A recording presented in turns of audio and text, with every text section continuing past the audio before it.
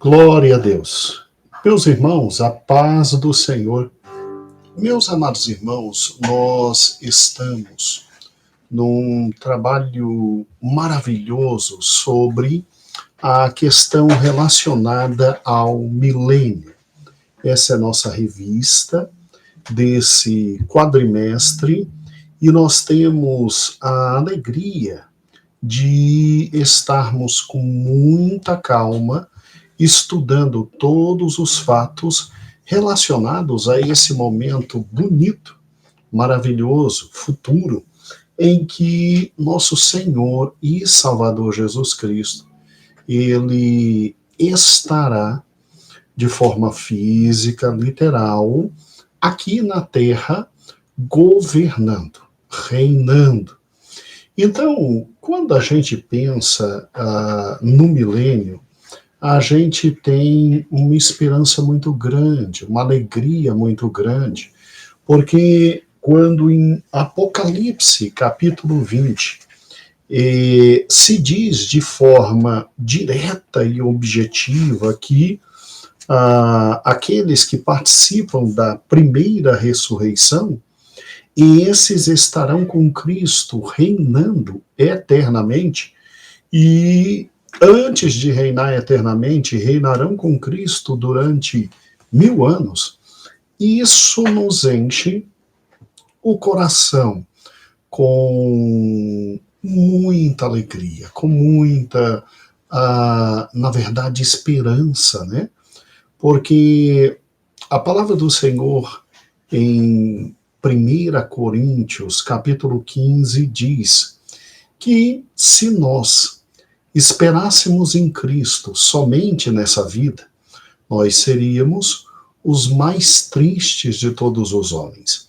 Mas como o Senhor ressuscitou, então a gente aguarda Cristo com tudo aquilo que Ele tem para nós, não só nessa vida, mas na vida eterna, né? E entre a vida eterna, a eternidade, e o nosso passar para o Senhor, existe esse momento lindo de 1000 anos, aonde nós teremos um governo maravilhoso da parte de Cristo e mostrando ao mundo inteiro o que é governar, o que é reinar, o que é estar na frente de todas as coisas, e Ele que criou tudo, Ele que é Senhor sobre tudo, Ele que é Deus sobre todas as coisas, não terá problema algum, mas problema algum em exercer o seu reino. Eu quero que você, com gentileza, abra a palavra do Senhor comigo no Salmo de número 24, né? O Salmo 24 é um dos salmos mais belos que temos na palavra do Senhor. E o Salmo 24, peguei aqui minha Bíblia, tá bom? O Salmo 24, ele, de forma direta e maravilhosa, ele fala sobre esse momento fantástico do milênio. Não. Ele nos fala de uma realidade muito maior. Ele nos fala da realidade do fato de Jesus ser o grande rei de toda a terra. Então, vamos abrir aqui, deixa eu pegar bem direitinho, Salmo 24. Salmo de número 24, ele nos fala sobre o domínio universal de nosso Senhor e Salvador Jesus Cristo, tá bom? Ele diz assim: do Senhor é a terra e a sua plenitude, e o mundo e aqueles que nele habitam. Por quê? Porque ele afundou sobre os mares e firmou sobre os rios. Quem subirá ao monte do Senhor? Ou quem estará no seu lugar santo? aquele que é limpo de mãos, puro de coração, e que não entrega a sua alma à vaidade, nem jura enganosamente. Este receberá a bênção do Senhor e a justiça do Deus da sua salvação. Esta é a geração daqueles que buscam a tua face, ó Deus de Jacó. Levantai, ó portas, as vossas cabeças, levantai-vos, ó entradas eternas, e entrará o Rei da Glória. E quem é este Rei da Glória? O Senhor forte e poderoso, o Senhor poderoso na guerra. Levantai, ó portas, as vossas cabeças, levantai-vos, ó entradas eternas, e entrará o Rei da Glória. Quem é este Rei da Glória? O Senhor dos Exércitos, ele é o Rei da Glória. Meu amado irmão, é interessante que o Salmo de número 24, ele é um daqueles salmos aonde se expressa de forma direta, objetiva e cabal a afirmação de que, sim, o Senhor reina. O Senhor reina, né? O versículo 1 é muito claro em asseverar que ele reina, em primeiro lugar, porque ele é dono de todas as coisas, porque ele é Senhor sobre todas as coisas, porque ele é aquele de quem todas as coisas vieram e que, obviamente, só subsistem em razão dele as sustentar e em razão de dele serem.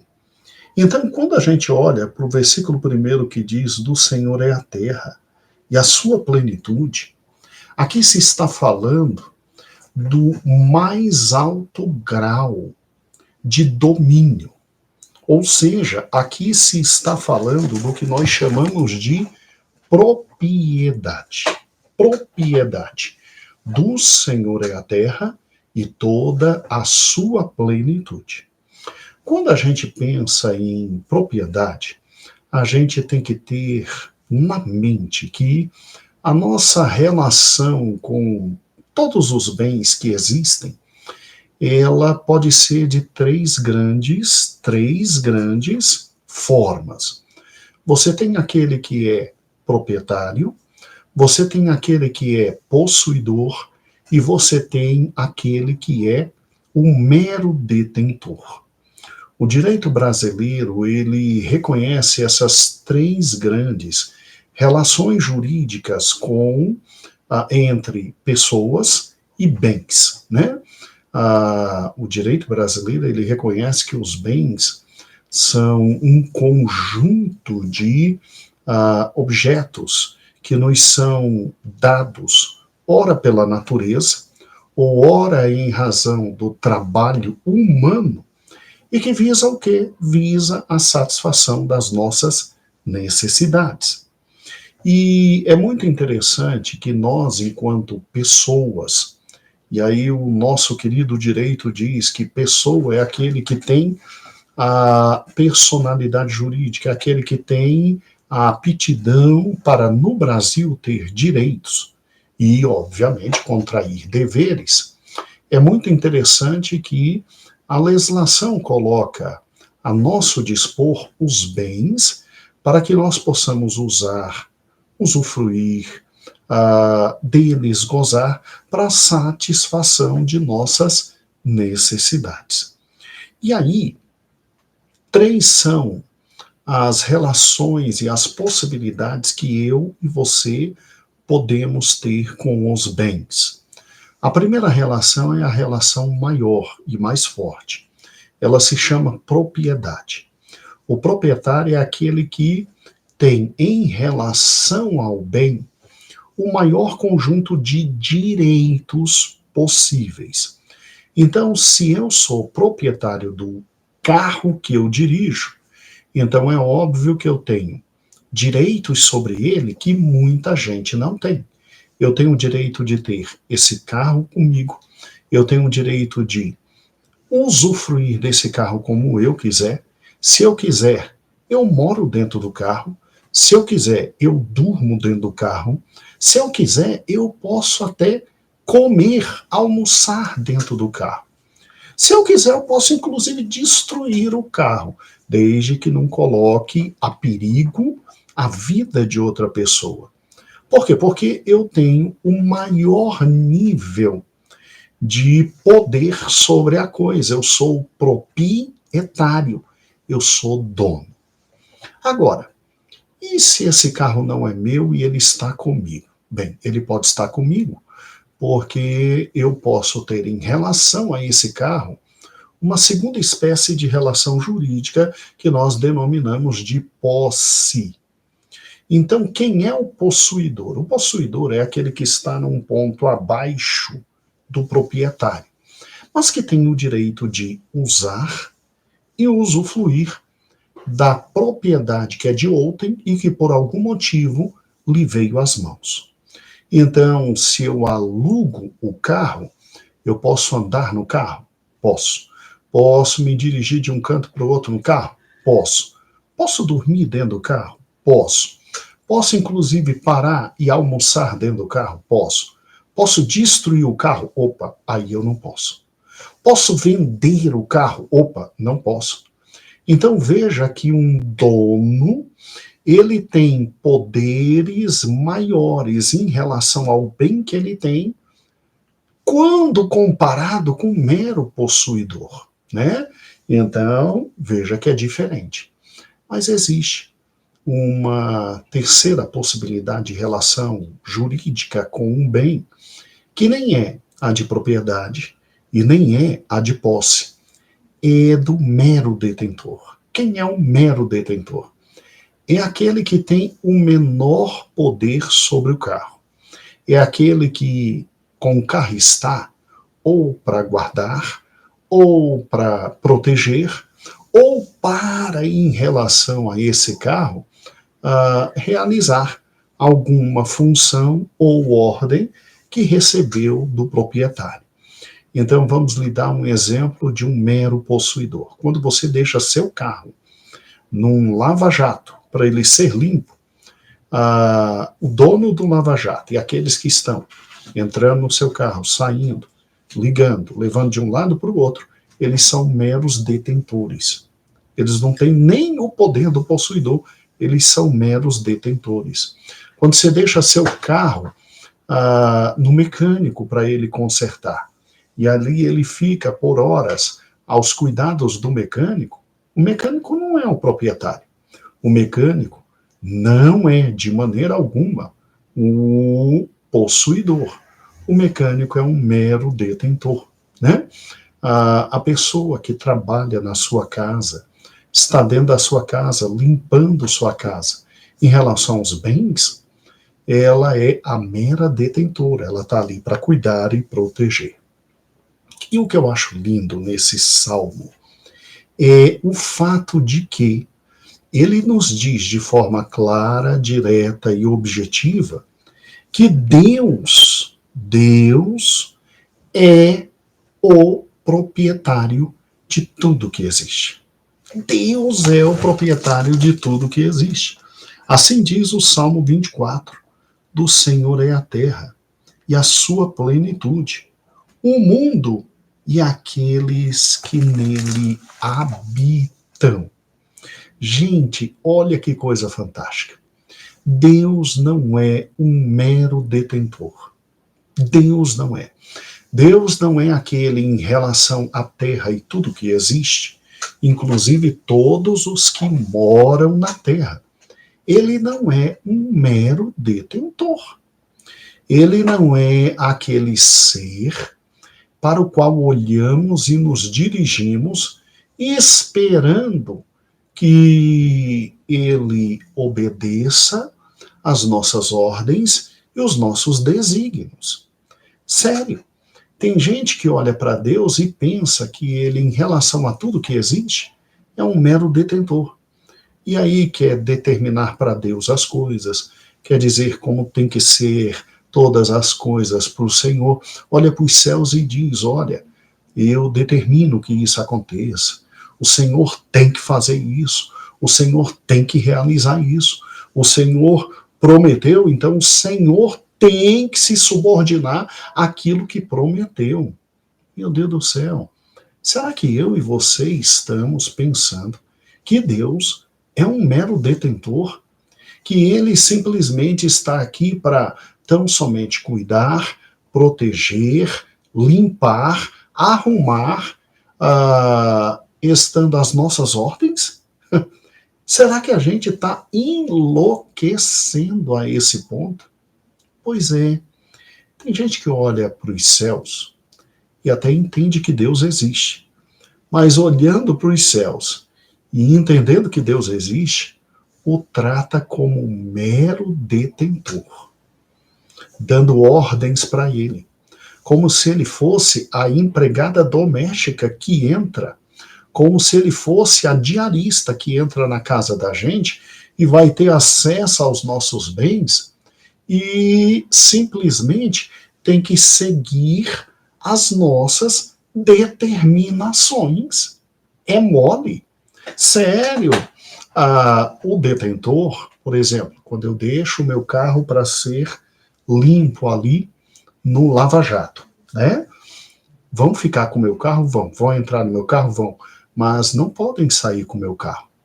O dono do lava-jato não pode simplesmente dar uma volta no meu carro e pegar a namorada dele e depois voltar. Não, não, não. O carro fica ali, anda um pouquinho, porque tem que ir de um local de limpeza para outro local de limpeza. Tem que sair do local em que se lava para ir para o local em que se passa a cera.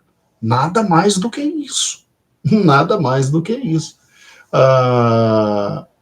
E aí, a moça que vem aqui em casa ajudar a minha esposa em tarefas, ela não pode simplesmente sair daqui de casa e ir levando todos os copos da minha casa, né?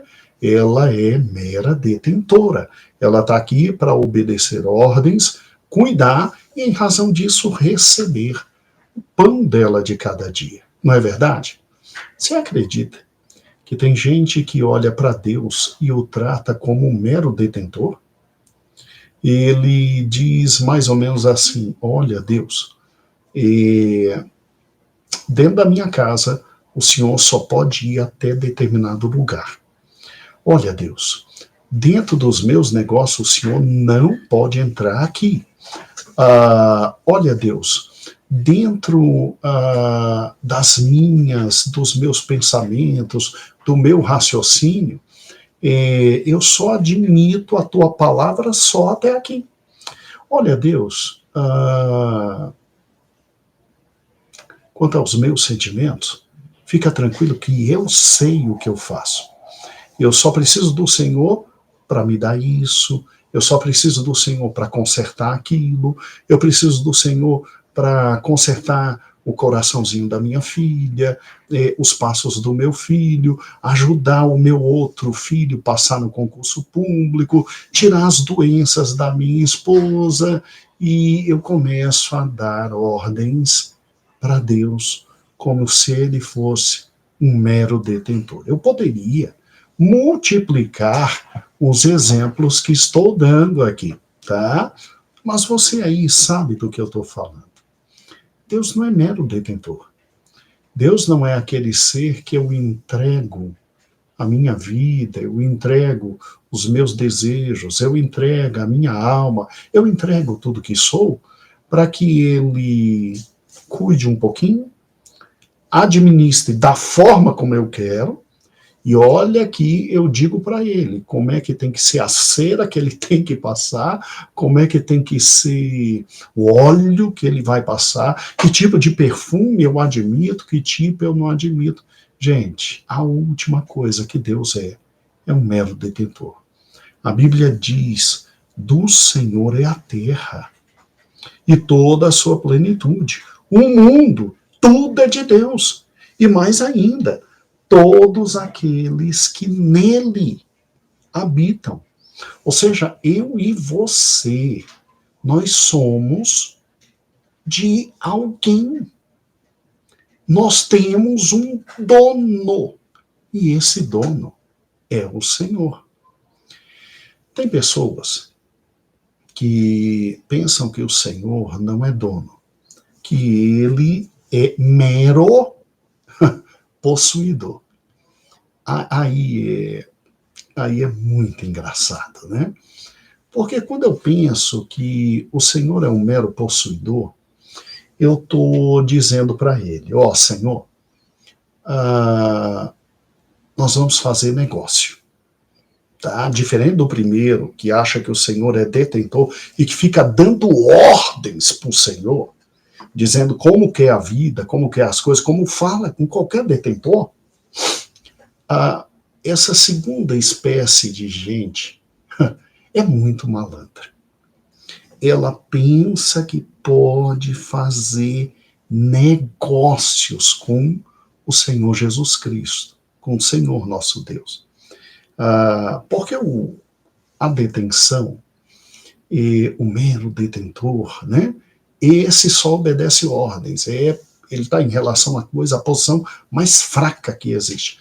Mas o possuidor, ele pelo menos, na maioria das vezes, tem um contrato, ele, em razão de ter um contrato, ele sabe que pode ir até determinado ponto, ele priva a parte que é proprietária de outros pontos, né? Ele tem um certo direito, ele tem uma certa possibilidade à privacidade, a pontos que o próprio proprietário não tem mais acesso porque cedeu a posse a essa pessoa. Então, deixa eu dar um exemplo. Se eu alugo para você um apartamento meu, ok.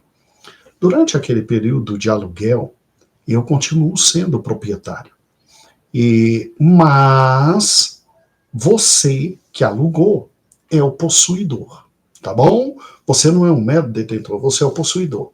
Então você pode entrar, gozar, usufruir, você pode usar aquele apartamento, mas você não pode, literalmente, ter atos de disposição. Então você não pode vender. O apartamento é meu. Você não pode doar. O apartamento é meu. Você não pode dispor dele como achar melhor. E é sério, tem gente que pensa, literalmente, que a vida é dele e que Deus é um mero possuidor. Tem gente que pensa que tudo que ele possui é dele, ele é o proprietário e Deus é o possuidor. Então, ele tem a cara de pau de dizer o seguinte, olha, Deus, eu não vou lhe dar ordens, né? Lógico que não, o senhor não é mero detentor. Mas eu quero fazer negócio com o senhor. O senhor, na minha vida, pode ir só até aqui. A partir daqui o senhor não vai, porque isso é privativo meu, isso é próprio meu. Entendeu? Isso é próprio meu. Ele não dá ordens. Ele entende que Deus existe e que Deus tem o direito de estar com ele na existência. Mas ele se acha proprietário e ele crê piamente que Deus é o mero possuidor. Então, ele diz assim, ó Senhor, eu permito que o Senhor esteja dentro do meu coração. Mas tem que ter o retorno. Negócios são negócios. Sério. Não, pastor, não acredito que tem gente que pensa que Deus é um mero possuidor. Ah, é? Gente, tem gente que diz, Senhor, eu vou te servir. Eu vou te buscar. mas eu quero que as tuas bênçãos me alcancem. O que é isso? Senhor, eu vou ser fiel no dízimo.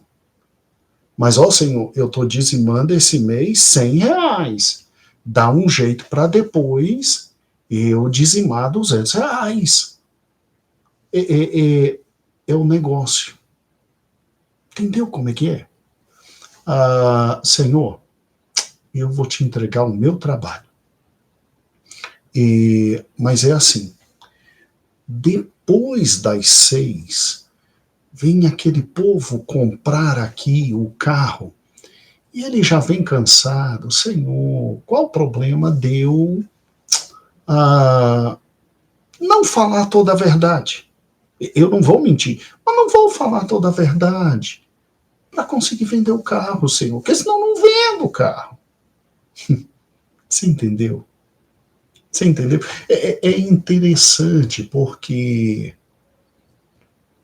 o indivíduo pensa que Deus é um mero possuidor e só pode ir até onde ele permitir. Ele permitir. Irmãos, Deus nem é detentor para que eu simplesmente fique dando ordens e achando que ele só tem acesso à minha vida na medida em que eu dou ordens e ele é obrigado a se submeter às minhas ordens, e muito menos possuidor.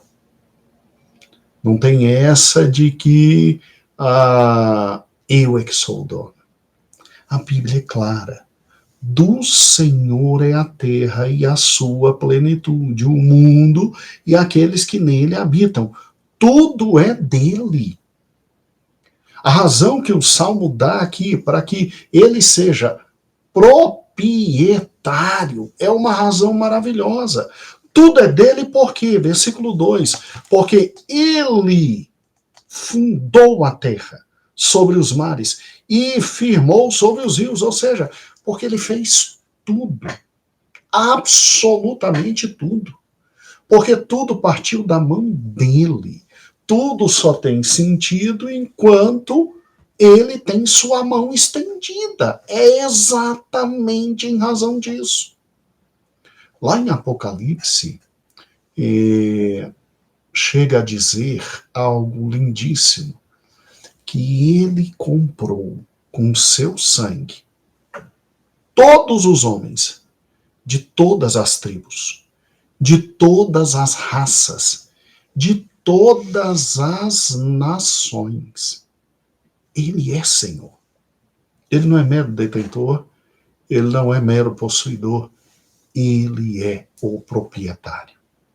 E como proprietário, ele tem os direitos absolutos. Em primeiro lugar, se ele é proprietário de tudo, ele diz até quando tudo existirá.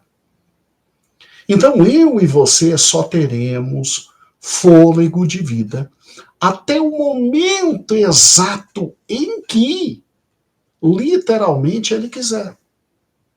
Quando ele quiser, o fôlego de vida acaba. Quando ele quiser, a existência nossa que finda. As coisas, então, existirão enquanto ele quiser. Como todo proprietário, as coisas só existem enquanto o proprietário quer. Eu sou proprietário deste blazer. Esse blazer só existe enquanto eu quiser. No dia que eu não quiser, ninguém pode me impedir de cortar o blazer todinho e jogar no lixo. Segundo lugar, se ele é proprietário e ele é dono, então, além das coisas existirem pelo tempo que ele quiser, as coisas existem e servem para os propósitos que ele, Deus, determinar. Então veja que interessante. Este blazer foi criado para usar na parte superior do meu corpo. ele não foi usado e criado para que fosse usado na parte inferior do meu corpo. Ou seja, ele foi criado para ser usado por mim, não nas minhas pernas, mas em minhas costas.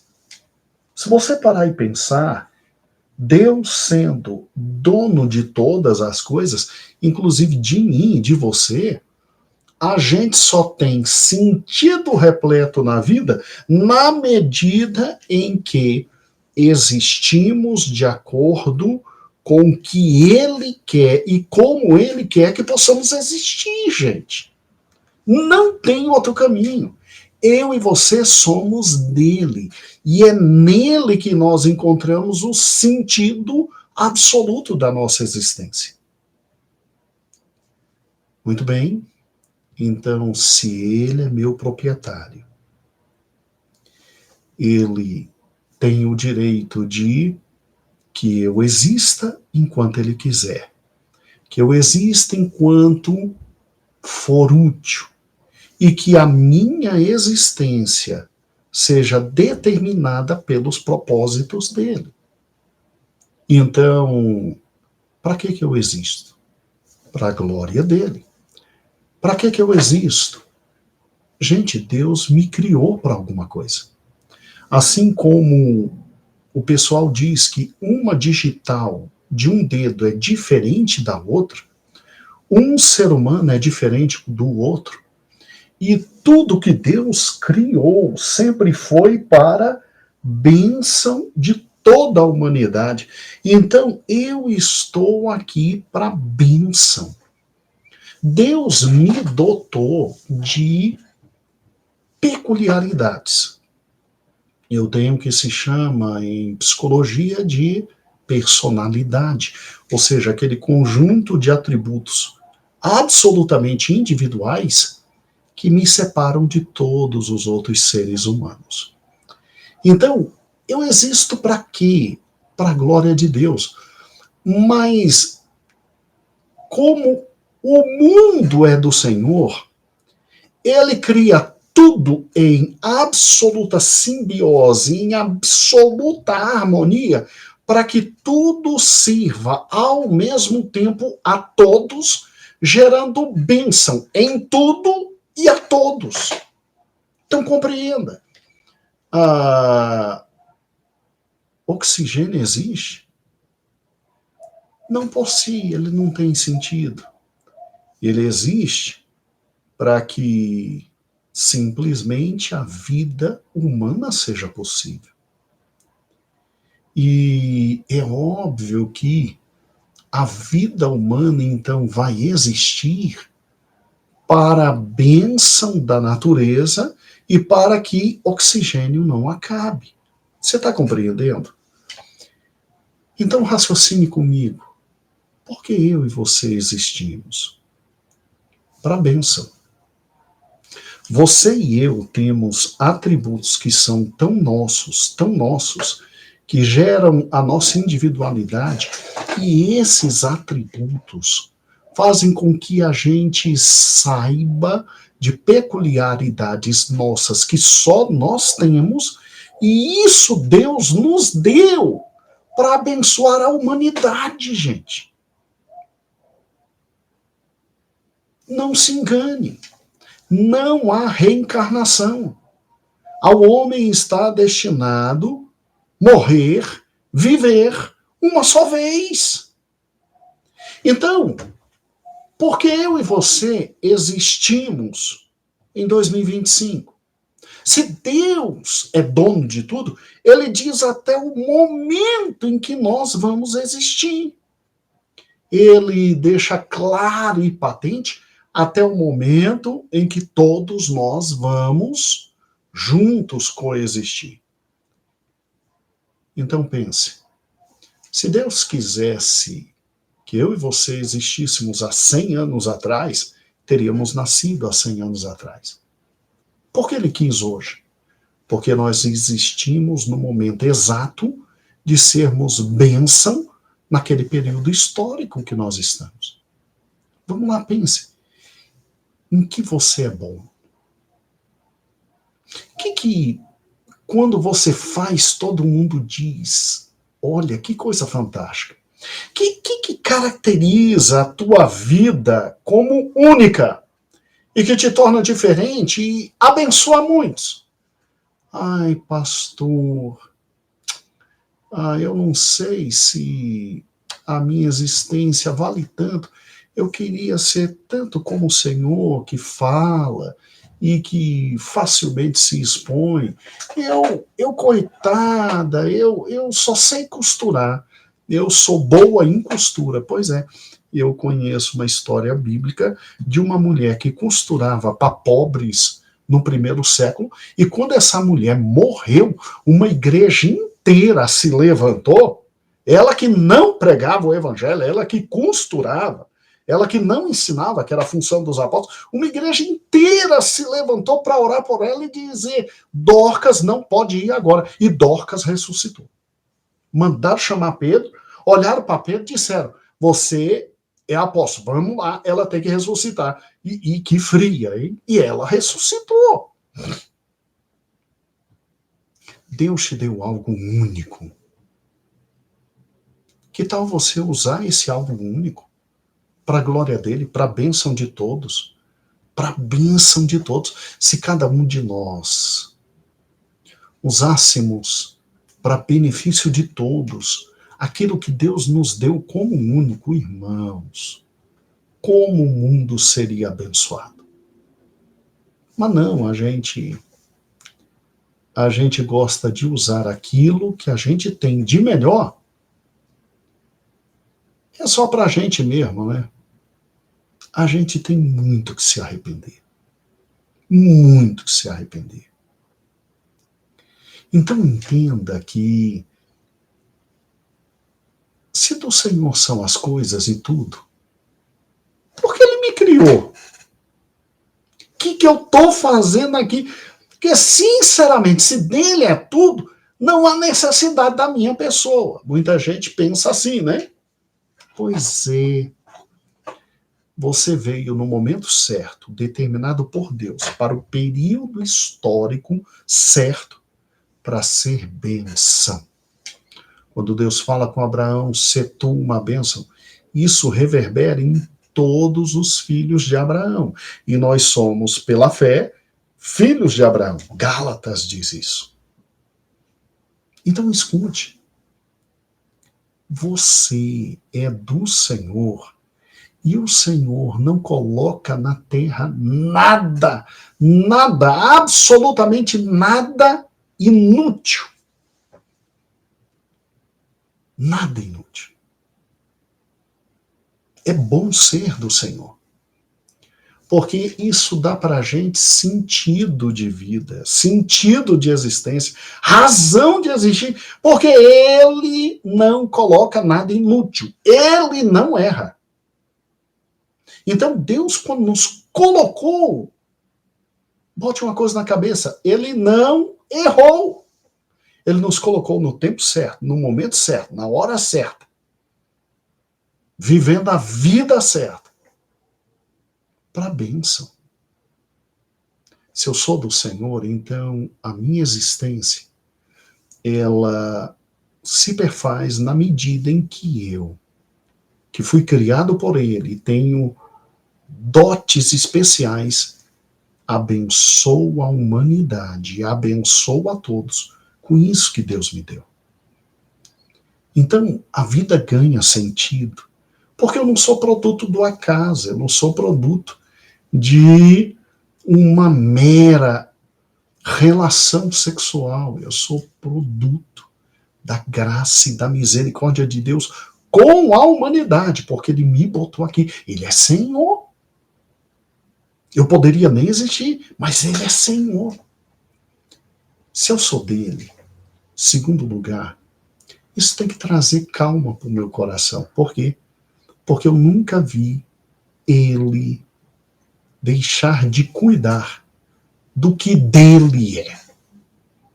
Gente, isso é formidável, isso é lindo, isso transcende qualquer coisa. Pensa comigo, simples pássaros, ele dá comida, Lírio do campo, ou seja, aquela flor lindíssima, ele faz questão de vestir com cores que a própria palavra de Deus diz, nem Salomão, com toda a possibilidade que tinha, se vestia como os lírios dos campos. Então, se eu sou dele, ele é meu dono, eu descanso o coração porque ele vai cuidar de mim.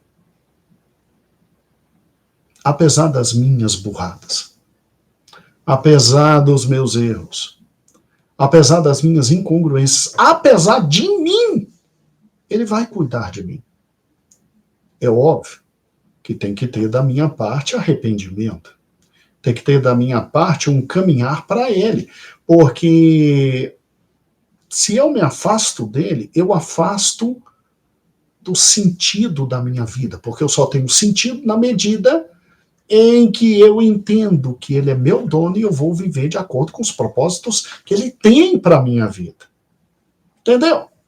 Agora, se eu me afasto dele, eu estou dando um tiro no pé. Porque aí eu perco a proteção daquele que tem tudo em suas mãos. Aí eu estou jogando fora o carinho, o amor, a misericórdia, a graça daquele que mais me ama. Porque para derramar seu sangue numa cruz, para que eu pudesse ter um dia vida eterna, ele desce dos céus para isso, então, meu Deus do céu, esse ser me ama mais do que eu me amo a mim mesmo. Não tem condições. Então, o que é a vida? A vida é se render a esse delicioso dono que nós temos. A essa deliciosa relação de propriedade. A vida é se render a ele e dizer, sim, Senhor, tu és o dono da minha vida. Tu és o Senhor de tudo, inclusive de mim. Eu me rendo.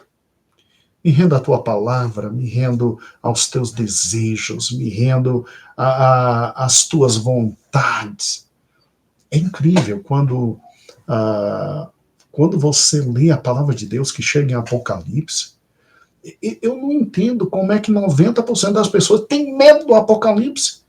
Se é um livro de promessas, promessa de vida eterna, promessa de rio da vida acessível a nós, promessa de alegrias e existência muito superior à nossa, porque se na Nova Jerusalém o chão é de ouro, o que a gente hoje se mata para ter, que é ouro, na Nova Jerusalém é o que a gente vai pisar. Gente, que proprietário é esse que tem para mim o que há de melhor?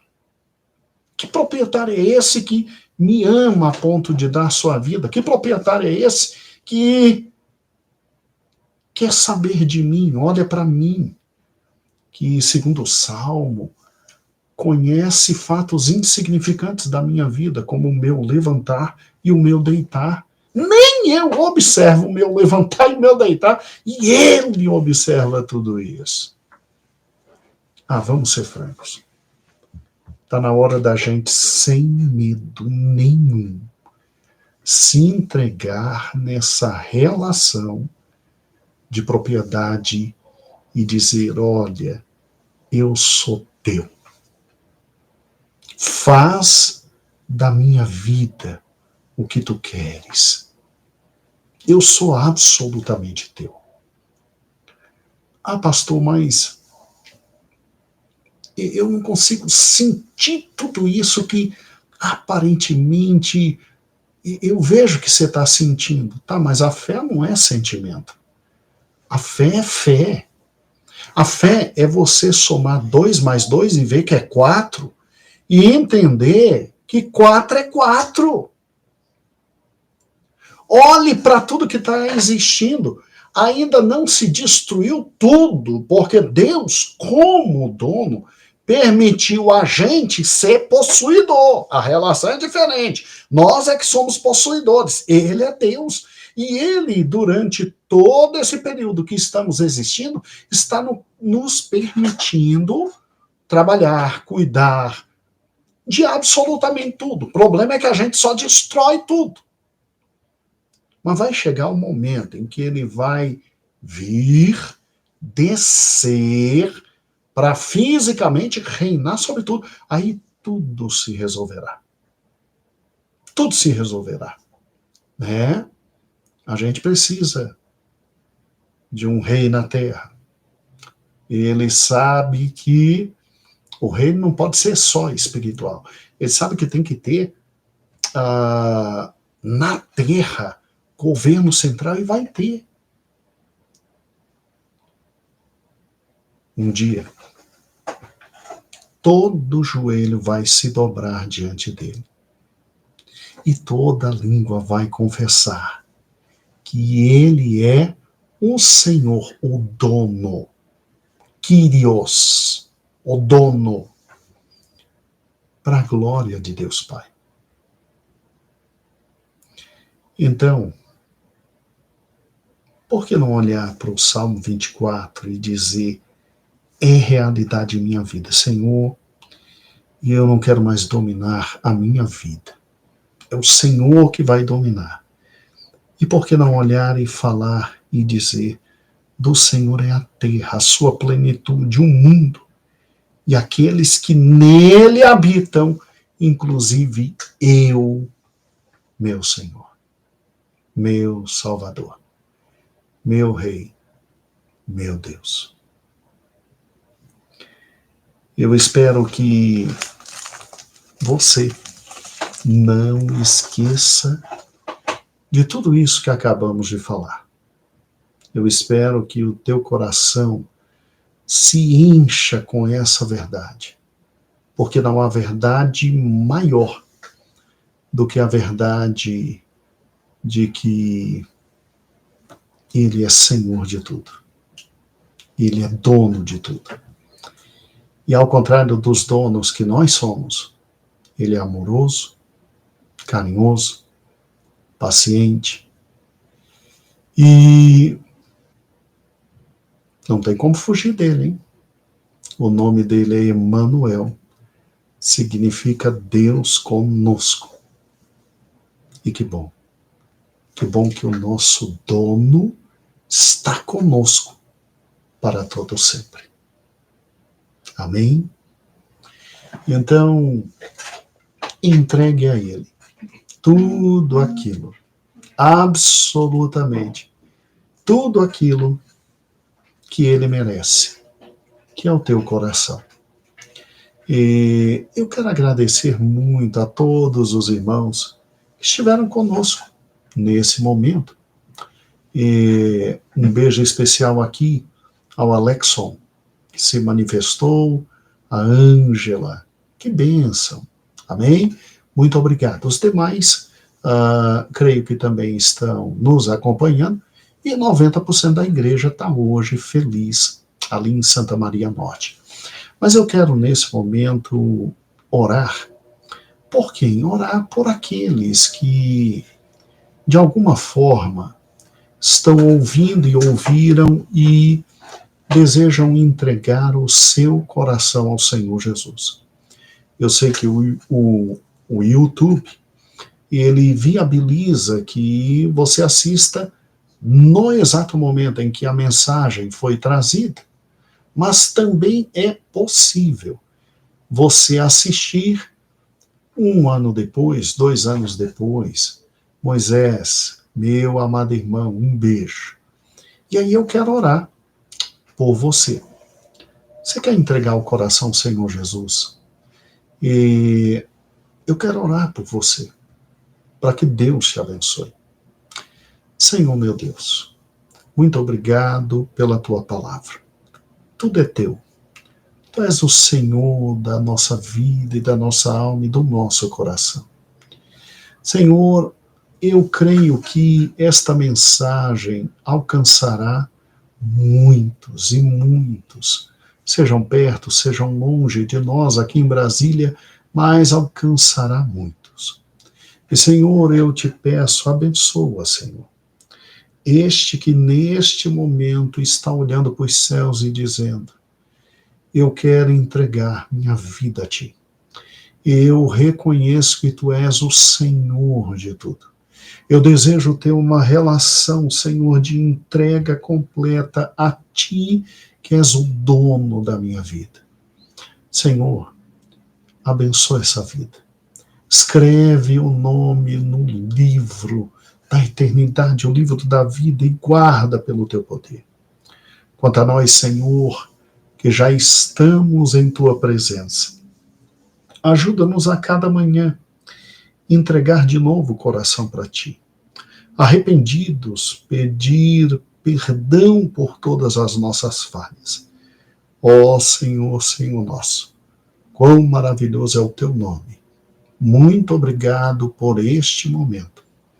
Nós te agradecemos. Amém e amém. Amados, um grande beijo. No domingo temos ceia, Santa Ceia.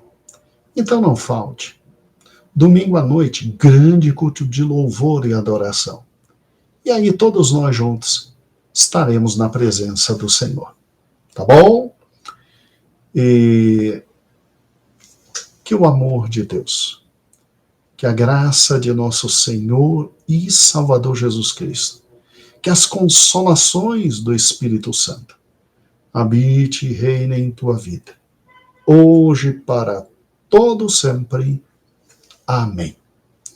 Então, um grande abraço, um grande beijo, que o Senhor te abençoe, que o Senhor te dê uma noite maravilhosa, e domingo de manhã, se o Senhor permitir, estaremos juntos na presença dele.